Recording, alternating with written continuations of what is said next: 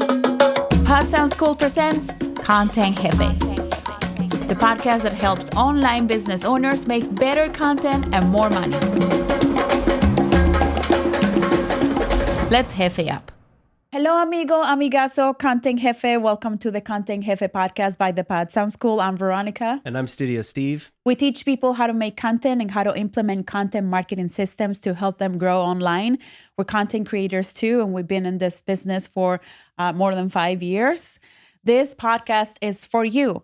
If you're a business owner or content creator trying to figure out content marketing and how to make money online. In each episode, we'll bring you inside the content marketing world so you can make better content and more money.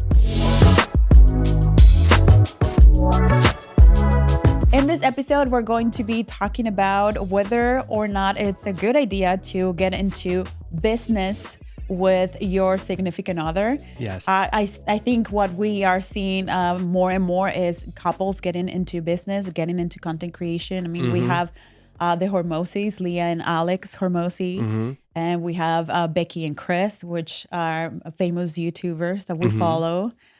We have Chris and Julia too. Yeah. They are in the home decor and renovation space, and I'm obsessed with them. Yes. Which, by the way, they live very close. I'm not going to stalk them. No, but I mean, a friendship But could it be just in the so making. happens that maybe I can run into Julia at Wegmans. Or Yeah, at Whole Foods or Whole Foods or something, something. probably, right? Yes.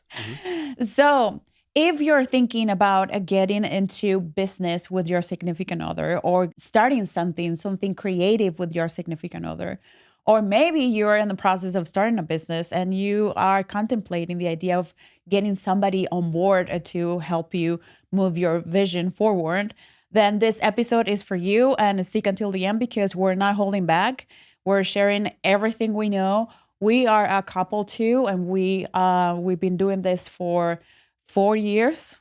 Yes, 4 years. We've lived it all. Yes. The ups and downs, The roller coaster. the wins, and the nasties. Yes. And we're going to be sharing all of those with you, so you can have the information. So you can have all of the information, so you don't go in blindly, because that's how we learn from other people's mistakes. Yes. So we don't make our own. But you could also go in blindly. Also a wonderful way to learn. Yes, But that's we how could we probably did it. speed you ahead and hopefully inspire you. I think that it's a really great idea to work with your significant other for many reasons. And so this is going to be a really good episode. So make sure you stick around. Veronica's got a bunch of questions and things prepared that I've agreed to talk about, but I have no idea what He has no idea.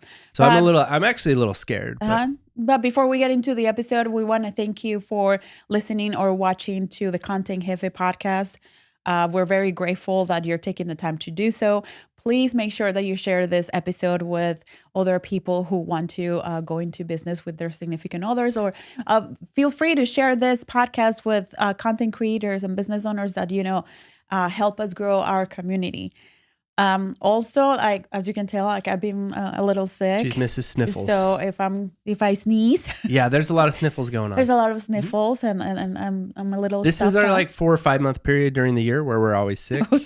Well, I mean, we've been doing the IVs. But yeah, we've been doing everything. Every possible thing. That has been an experience. Yeah, the infrared saunas. The infrared saunas. We got ourselves a membership to a holistic wellness type of place, and we are constantly there with it. And it's allowing us to maintain and to just carry the crap that you get when you have kids and when the kids are going into daycare. Yeah, and I think it's helping because I think this time compared to last year, the sickness hasn't taken me down. Like, I'm able to be here to be recording this episode. So yeah. I mean, it's just crazy. So if you are sick, even you are listening to this episode, you're not alone. You're not alone. Don't worry. If you have kids at home, I know you probably all got the diseases. Jump kicked in the throat by COVID, like we all did, right? And the long COVIDs and all of the vids and the everything else, we're still very much in the throes of all of that stuff. Yeah. So, but we're still here, showing up.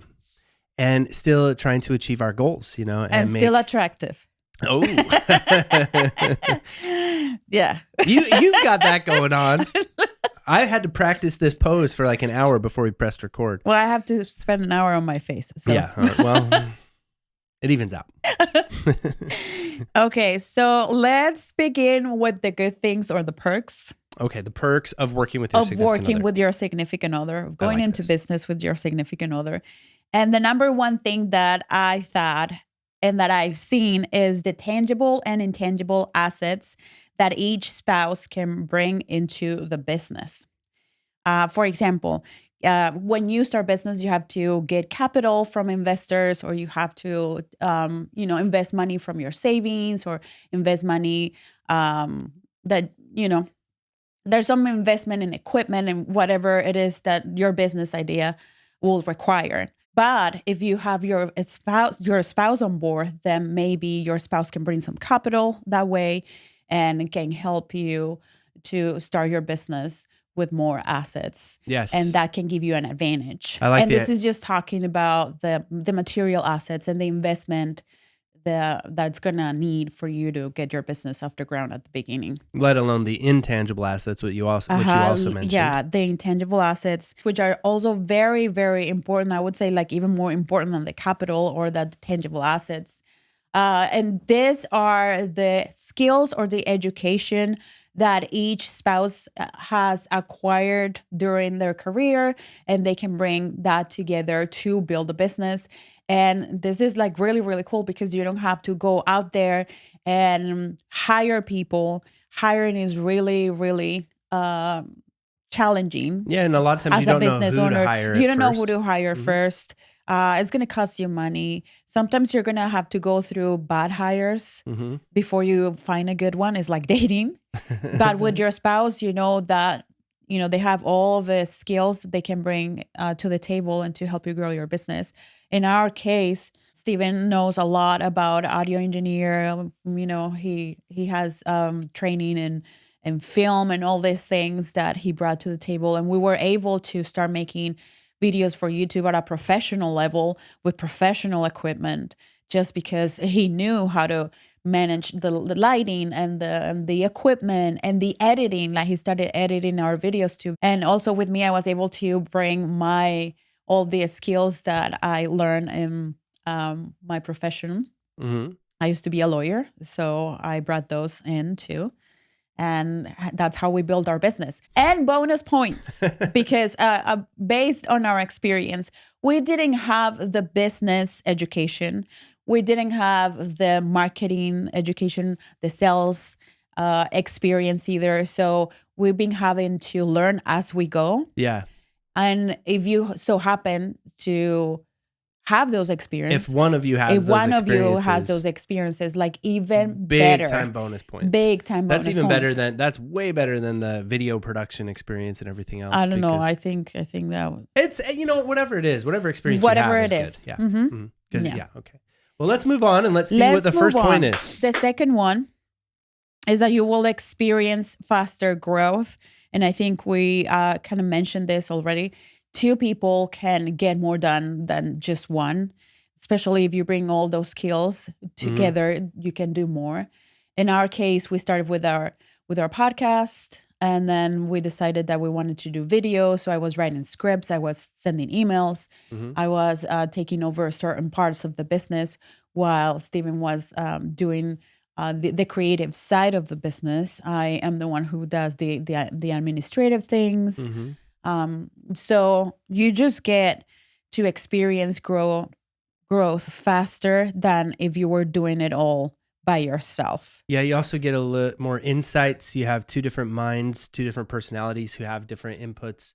And so as you're doing your market research and you're kind of looking out there, you're not quite as much shooting in the dark. You're still shooting in the dark. Woo! And throwing a dart out there into the nothingness, but at least with 2 people, you have a little bit more of a ability to narrow down with the little intricacies of your niche market or with the product or service that you're trying to develop. Then the other good thing or the other perk is that 2 people working towards a common goal.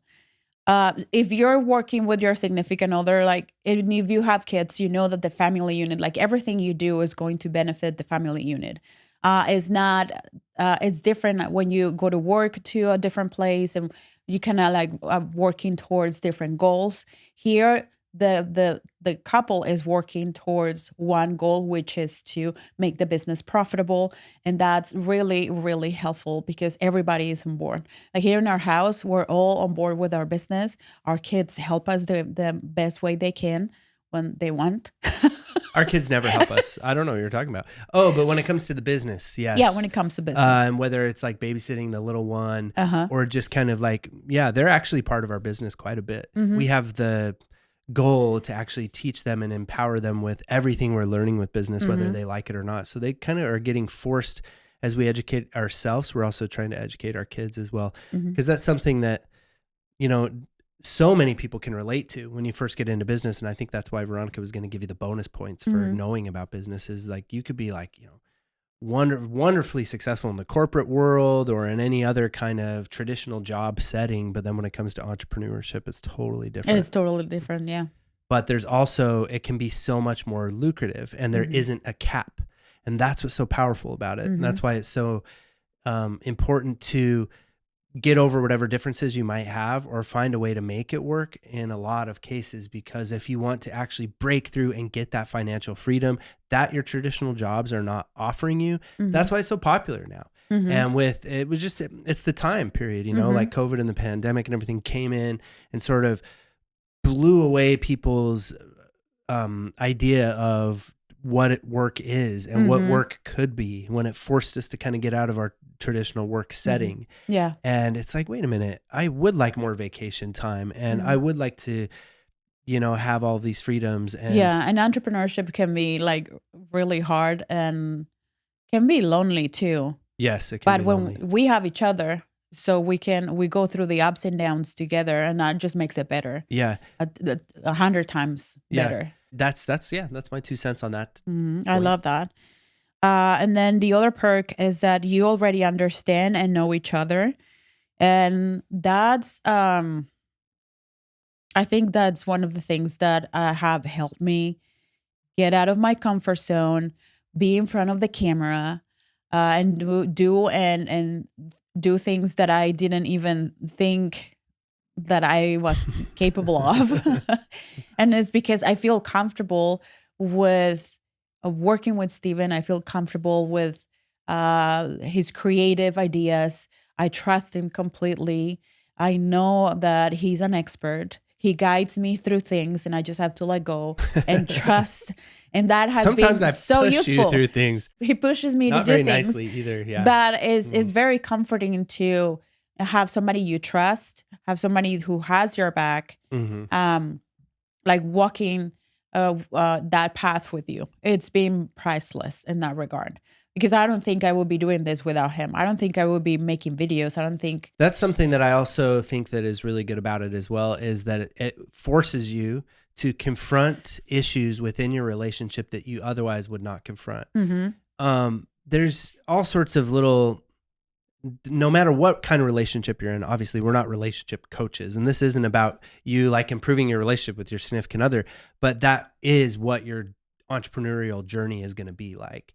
Whether you like it or not, you're going to realize what your real boundaries are, and you're going to have some really difficult conversations and arguments and full on fights and things about, whoa, I don't like it when you treat me like that. And do you realize that you are a complete dickhead? And like, wow, you're condescending, And when you're in a work environment with somebody who isn't a close significant other to you, things are just allowed to slide for years and years and years, and you're just always mistreated by your boss. Yeah. But in a lot of passive aggression, and they didn't tell you. Yeah. And so in entrepreneurship, whether you're going it solo or you're going to do it with a partner or whatever, your growth as a business is going to be in direct relation to your personal growth as well. And so you're going to get, and that's what I find so beautiful about it. That's also what we're always encouraging our clients and students with when it comes to like starting a podcast or getting in front of the camera and starting content creation, is because it forces you into personal growth. You have to face your insecurities. You have to do everything else. And so we committed to start this business together, and we invested a ton of money into it, and we invested a ton of our time into it, obviously, and years into it. And we're just going to figure this out as we go along. And because of that commitment, part of that commitment is like, well, we're going to have to be flexible and change and meet each other where we're at and compromise and really have some tough conversations with ourselves and meditate on our own individual things that we have. And I think that is the one big reason I would recommend for every couple to go into it. Because maybe even going into it, you realize that, I don't even like you. Yeah.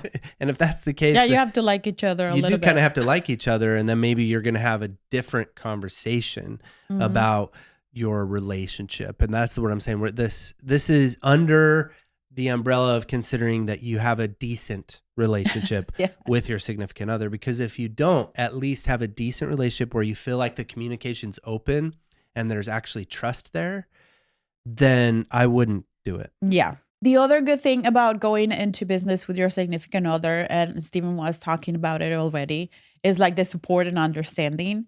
When you're working together towards the same goal, then there's a lot of flexibility. There's a lot of flexibility as far as the schedule. Then you make sure that things get done. And if maybe you have to work at nights, or maybe, if you have to take the kids in the morning to school, then there's a lot of flexibility in that regard because you're working together. Sometimes when I'm sick, Steven picks up the slack for me and he comes here and he does a bunch of things, or he does the babysitting while I'm feeding, babysitting, no, because they're your kids. Like he watches his kids while I'm finishing a project. So there's a lot of collaboration and teamwork that goes into play when you are working with your spouse, which I think is pretty cool. It's pretty cool, yeah. It's a totally different thing. And like we get to celebrate the successes together, and we get to celebrate also the losses together. And that helps a lot, just to have that person there with you. Like, lately we've been celebrating the contracts that we have gotten into and exciting things. Contracts, milestones. And I remember back when we started, like when somebody would say yes to to be interviewed on our podcast, we were going to have dinner or lunch. Yeah. Just to have somebody Let's go on our podcast. Celebrate. Yeah. So there's a lot of celebrations. There's a lot of celebrations, like even the most insignificant things, like you're just walking this path together. So it's pretty cool. It's pretty cool. Hey, I'm interrupting the episode for a little announcement. You have to create content to attract more prospects online, but the whole thing seems daunting and too much to figure it out on your own. Which social media platform should I choose? Should I start making videos for IG Reels, TikTok, or YouTube? What skills do I need to learn? What equipment do I need? Or maybe you're considering starting a podcast for your business. And if any of that's the case, we want to invite you to sign up for the waitlist for Smart and Simple Podcasting. It's our first coaching program where we, the Pod Sound School, will be teaching you how to create and launch a professional podcast from scratch. Content marketing, so your content is a lead generation machine for your business, and different ways to maximize every time you record so you can create micro pieces of content that will go on different social media platforms. We'll be holding your hand through the whole process, meeting weekly with you, making sure that you're not getting left behind. We'll be teaching students and clients about podcast and video production and marketing for 4 years. Our approach to teaching is straightforward, innovative, and fun. So hurry up and go to podcastingsmart.com/waitlist to sign up, or find the link in the description of this episode. Stop working so hard on your content. Make your content work for you. Now back to the episode. Okay, so now let's move on to the not so good part of getting into business with your significant other. Yes. And the first thing is that the business is going to be the only source of income if both of you are working in the business full time. Yeah. So you may want to get together and talk finances with your partner and see how things are going to get paid, the projections, and how the business is going to start making money and all of this. So there's stress-free, because the last thing you want to do is to have financial stress, bring financial stress to the business and to the relationship and to your family. So but, you that kind of stuff is inevitable anyway. Like, you're going to have financial stress as a couple regardless. So yeah, but just make sure that you understand the risks that you're taking before you hop into it. Yeah. So it's not like, for example, you're working on your business and then your significant other is working on their full-time job and they're bringing some income, it's going to be just the business bringing the income. So have that in mind. That's just like the not so good part. And then the other not so good thing is like the different personalities and habits. And I think that's one of the things that we have struggled the most, is how different we are in certain things. And that's when Stephen was saying like the importance of doing the work, because you don't want to hold each other back.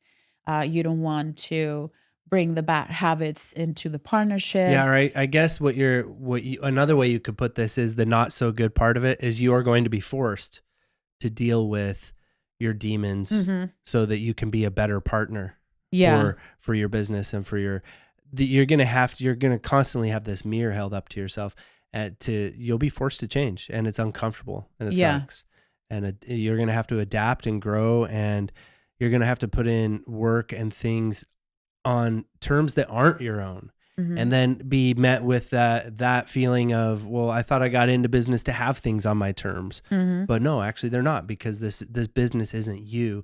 And so it's like this constant battle we have between our ego and the better version of ourselves that we're trying to achieve. You get to learn about the other person's work ethic too, which comes into play when you don't have a boss breathing on your neck. That's when you really are confronted with your own work ethic. And how well you're motivated you are. We have issues with that. We have all sorts that of I issues. thought that I had a good work ethic, when in reality, and then you're also confronted with your level of focus. So when you have a task at a traditional job, you just get that task done by the end of the week, so your boss is happy, whatever it is, right? And maybe some weeks you perform better than others.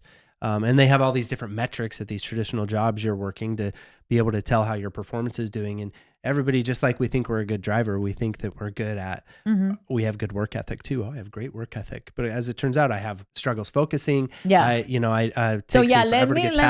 be clear with that. It's not like we don't deliver. We do deliver. But at our mental health expense and physical health expense, because of the work ethic. But we do deliver. Like from the outside, you're not going to have a complaint if you work with us that we're late or that we don't turn in projects on time, or that we are not good in our courses. No, you're going to hear great things. The problem is internal, is that how taxing it is, and how we're just putting so much work on us, because we had to adjust our work ethic. And I just give this a mamonazo. But Steven, he's a night person, or he used to be. He's a recovering night person. Poor thing.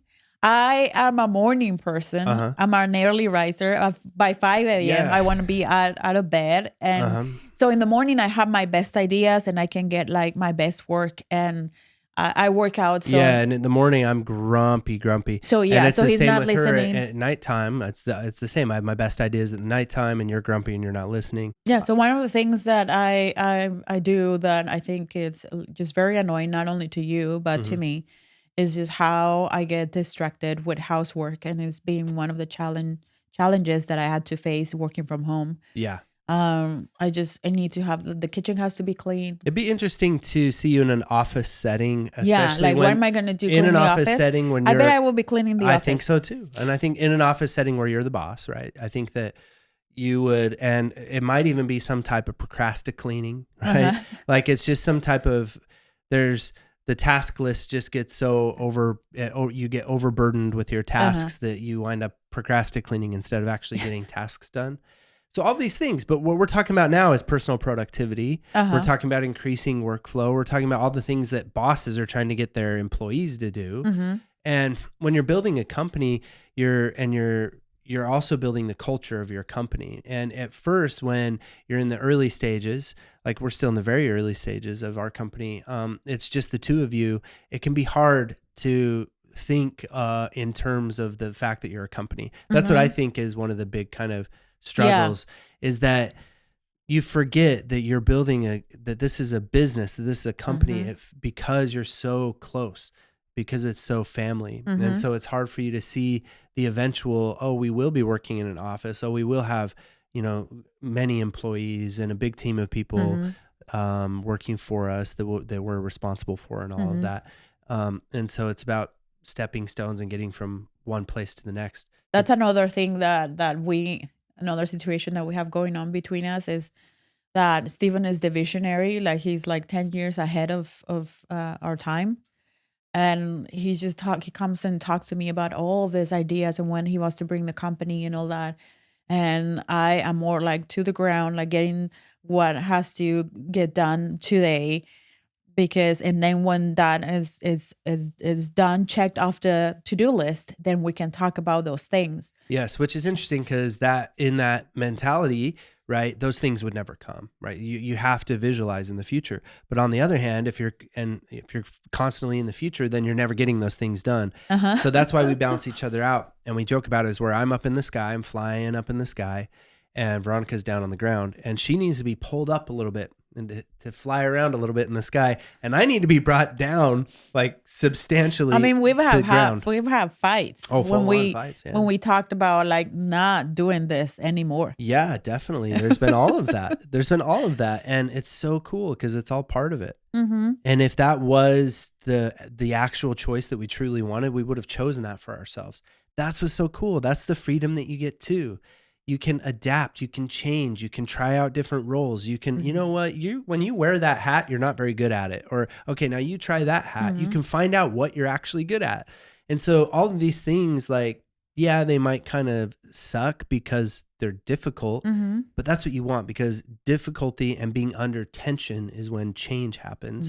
And you're not only changing yourself, you're building a legacy for your relationship, for your kids, for your family, for the world. And that's why I think it's becoming so popular for couples to do this together. And I think also it forces you to be like brutally honest with the other person because there's so much at stake. Yeah. It's like, okay, I don't have time to sugarcoat it.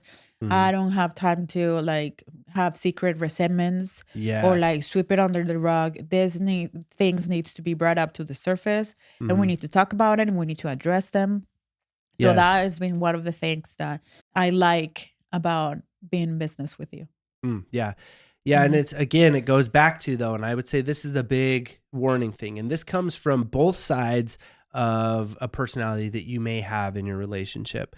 You might actually be the one that sort of wears the pants and sort of commands the ship in a relationship where, and you think you could just sort of, assume that your spouse is going to want to be in the business with you and that kind of personality, right? Or you can be the other one who's like, kind of not sure that your spouse would even want to be coming into business with you, right? So you really need to start having these conversations and really think about it, because once you commit, where you're headed is a place of growth, and you need to be fearless in that, because that growth could very much lead you to a place of not building a business together, realizing that you shouldn't work together, and even questioning certain things about your relationship. And so that all of those things get brought up to the surface and you have to deal with them.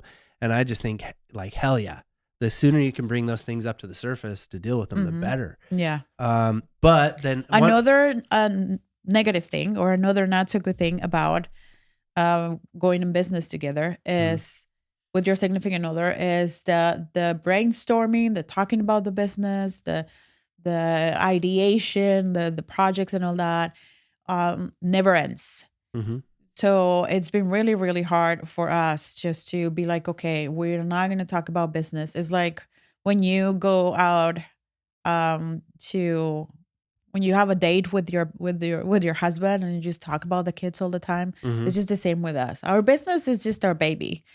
So we're just constantly talking about the business. We go on a date and we say, let's not talk about business. Let's not be at work tonight. And then the whole date is just talking about fun things. So that's one of the things that can be like, oh, what a bummer. We're always talking about business. So just have to set boundaries and say boundaries. Sometimes I'm like, and I'm not even listening. I just can we just not talk about that right now? Or can we just schedule it so we can have a meeting about it tomorrow or things like that to stop. It's about communication, and it's just about having a good place for things to exist and coming up with your own systems for that. It's going to be different relationship by relationship, business by business, but And the two last ones, I'm gonna put them together, is that all your vulnerabilities and fears and inadequacies are exposed, Yeah. and there's absolutely no time apart. And it's interesting because you may know your significant other as your partner, right? And the home and how they interact with you and your kids and maybe with friends, but you don't know them at work.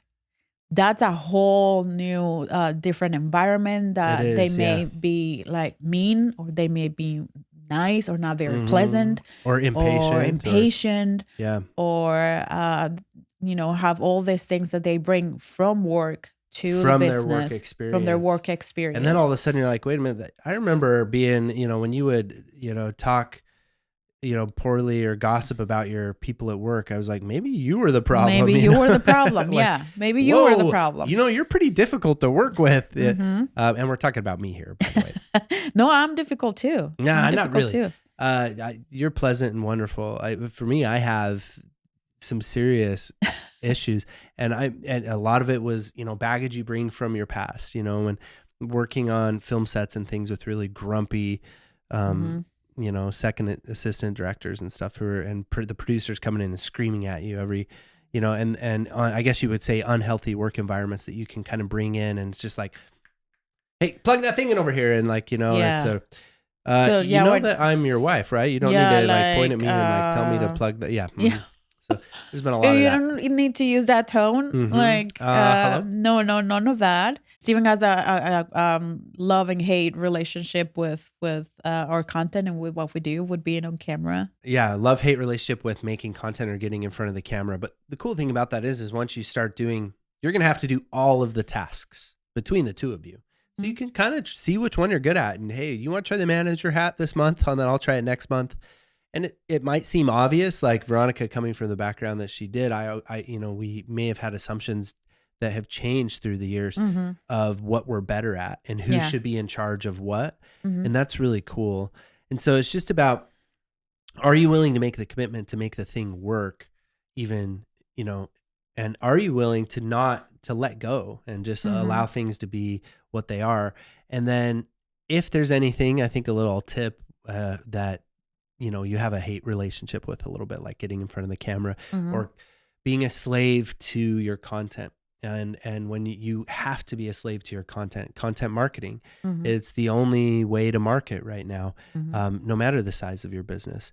And so you likely, when you're first starting, are not going to have the budget necessarily. Everybody's a little bit different, but you may not have the budget to hire a content marketing team. So you're going to have to figure out how to do most of it yourself.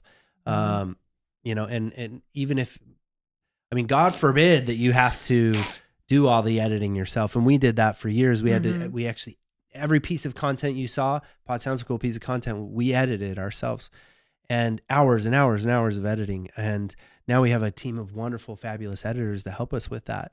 And so that can happen too. You can start seeing, what am I not good at? And what do I not like doing the least?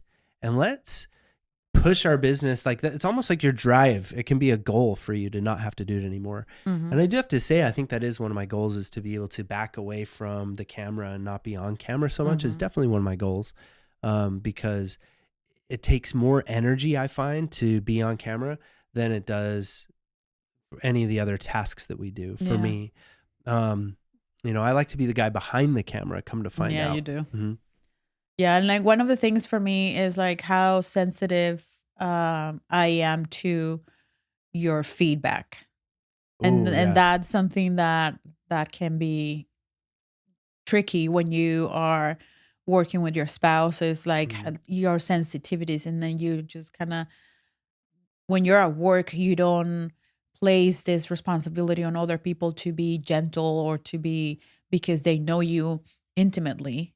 Then with your spouse, you place this responsibility on your spouse because they know your sensitivities. They know you at a personal level, so you expect them to, I guess, walking on eggshells or like sugarcoat things. Or so that's something that I've been having to work on, is just separate our relationship from the business from when he's talking to me from the point of view of productivity, of getting things done, Yes. of what's going on, like what's going on. Like I asked you to do things. We talked about this. It's on our schedule. It's not done. Like what happened? And I just started crying. You're like, because he has to be. I love that though, because that's a double thing. Like, so that everybody's going to struggle with in a relationship is you're going to have to be okay with not having things sugar coated for you anymore. And you're also going to have to learn how to not sugarcoat. Mm-hmm. It's just better communication, more upfront, honest communication is more efficient for the bottom line. Yeah. Nothing's going to get caught up in anymore. Things will get done. And it's all about getting things done. Moving things along. Things That's the realization that we have gotten. And also, like it helps sometimes to say like, no, I'm a professional. Like, talk to me with respect. Yes. Or let me share with you from a professional point of view, and not as a partner, and not as somebody who knows you in that side of you that you don't like. It's just like, it's tricky. I think this is a really good place, and we've already just, without realizing it, shared a few good tips. So I think this is a really good place to leave you with, since you, I think, hopefully are catching the vibe that it's going to be work, but there's a lot of benefits that are going to come from this. Here's just a couple tips of things you could do as we leave this episode with you, that I think would help, that you can do from the beginning. Okay. So to save you a lot of headache. And that, my two big things, my first one is to have a conversation about who does what, and is to read a book of business. Find a couple books and read those books together separately, and then have a book club meeting. Okay. And have this sort of probational period where you're going to be in business development mode. If we would have done this 5 years ago, things would have been so much better. Don't just hop into the product and service that you're wanting to make and just start making it. You can. I mean, you're going to, regardless of what I say. But try to have a little probational period where you're like, let's go into business mode. Let's read at least one business book. I really like the Personal MBA is a good one to start with, or even Sales EQ. It's a book, sales book. Both those books are some of my favorite. Yeah. Oh, the E-Myth, very good book to start with. We've mentioned those before, those 3 books, but as good starter books. But then have a conversation about, what hats would you like to wear? How is a business even structured? How many different roles does there need to be for our business? What actually has to get done? Does there and then start deciding, I want to wear this hat, I want to wear this hat, and I want to wear this hat. So my first tip is to put yourself in departments and hold yourself responsible over that department, because that's going to help with the sugarcoating problem. That's going to help with everything else, because it's going to be like, well, actually, this is my department, so I'm in charge of this, and this is how I performed, and this is what I'm going to be doing better. And how did you do in your department? That's my first tip. And my second tip is find separate working spaces.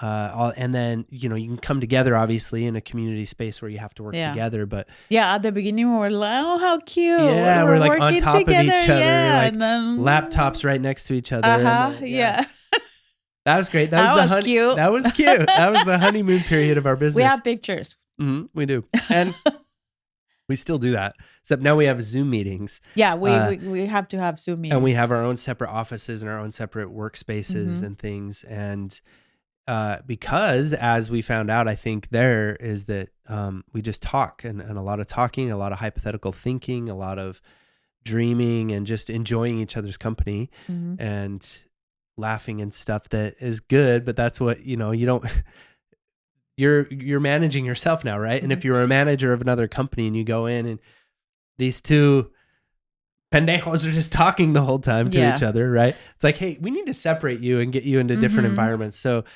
that's my 2 tips that you could do right from beginning. I have more too. Okay, what are yours? Then the other one is to have business hours or hours of operation. Ooh, that's a good one. Yeah, it's a good one. And I think that's something that I want us to implement as soon as we can. Because during those hours, you know that you are not husband and wife. You are professionals working towards this new business. You are colleagues. You are partners for that business. And everything that's talked about during that period of time is business related. And you may not, I just don't like, sometimes with people at work, with your boss, with your coworkers. Sometimes the things that they do you don't like. Sometimes the things that they make you do you don't like, but because it's done in that period of time, and you don't take it to the personal, to the relationship, to the husband and wife relationship. It stays there in the business, so it doesn't affect the relationship. Yes. You know what I mean? It's I just like like that. if we start doing that, I think, and because I think over time the resentments that from situations that come up during the work hours can leak into their relationship, and all of a sudden, like the person that you're just like I can't let go, Yeah. But So, if it's done during this time, then it's just business. Yes. And then we talk about it during business. Mm-hmm.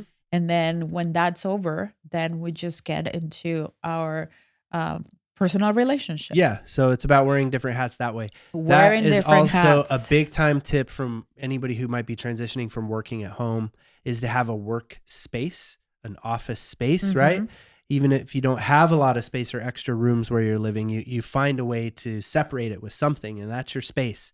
People don't interrupt you in there. And then work hours is also a really good thing. Your kids aren't allowed in to interrupt you during a certain time, or you take shifts, right? So that's what's cool about the flexible work hours. And we actually do have those work hours. I don't know what you're talking about wanting work hours. Oh, we're not. Well, sometimes we work late and we work. We're all over We're the always place. working. Yes, but we're always working basically. But the work hours are determined by the kids. Yeah. Right. So that's the other tricky part. That's the other tricky part. When you throw the kids in the mix. And if the kids are also sharing the space with you, so the work hours is like you have to juggle. Say, here, whoop, you catch her. Go get it. Yeah, go get it. Save yourself. I'm down here with. Are you okay? Okay. Just save yourself. Yeah. And what's great is, that's what's so cool is when you find yourself wanting to be at work. Yeah. But it's been a pleasure. Yes, it has. It's been a real joy. It's been very fun. And I wouldn't have chosen to do anything else. And I just love it. I love everything about it. And Me too. It's been really cool. And that has allowed us to grow. It's allowed our relationship to grow. It's allowed us to get closer. It's allowed us to get to know each other better, way better than we would have otherwise. And, all of the different layers of the onion that are our different personalities. And you have to bring those up to the surface. And it's like, yeah, man. Like I know you very well. Yeah. Probably too well. Very well. Right? Yeah, but so that's it. That's it. That's it. Let us know in the comments if you're thinking about going into business with your significant other. We will love to know.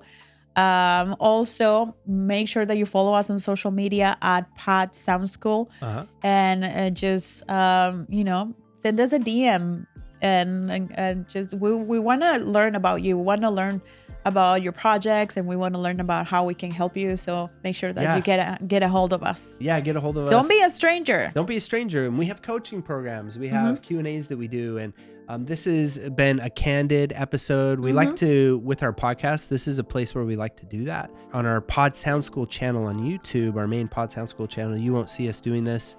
That's part of our strategy now too. And I think that's a good strategy for content creation you can try yourself, is to have a place where you do get more candid. And that's also what's very beautiful about podcasts. We have a really fun episode for you next week, so stay tuned. Follow or subscribe to the show wherever you're listening or watching. This is an audio and a video podcast. You can find the video podcast on Spotify and YouTube. It's really fun to watch video podcasts on Spotify. And so make sure you hit all the little buttons. And and with that, we'll let you go. We'll let you go. Bye, Jefe.